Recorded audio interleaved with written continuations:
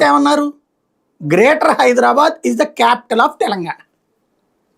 ఇప్పుడు ఎన్నికలు అక్కడ అసెంబ్లీ నియోజకవర్గాల వారికి జరుగుతాయి, కార్పొరేషన్స్ మున్సిపాలిటీల పరంగా అన్ని ఒకటేగా, జిహెచ్ఎంసీనేగా, చెన్నైకి చెన్నై కార్పొరేషనేగా, బెంగళూరుకి బెంగళూరు కార్పొరేషనే కదా, అది ఆ రాష్ట్ర రాజధాని కదా.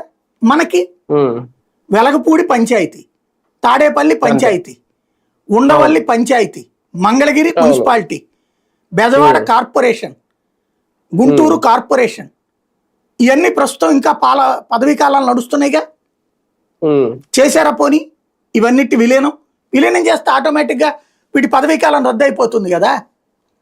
లేదా కనీసం ఆ ప్రారంభ దీంట్లో ఇదివరకు అనేవాళ్ళు కదా, పోలవరానికి నేను గనక ప్రమాణం కూడా చేయని మీరు ఇవ్వకపోతే 7 మండలాలంటే, అది కూడా వాస్తవంగా వెంకయ్యనాయుడు గారు చెప్తే అప్పటికప్పుడు నరేంద్ర మోడీ గారు అసలు ఆయనే ప్రమాణ స్వీకారం చేయకముందే క్యాబినెట్ మీటింగ్ పెట్టి అప్రూవ్ చేశారు పోలవరానికి సంబంధించి 7 మండలాలు ఆంధ్రాలో విలీనం. కానీ అది చంద్రబాబు గారు తన ఖాతాలో వేసుకున్నారు కదా, అంతటి ముందు చూపు ఉన్న ఆయన కదా.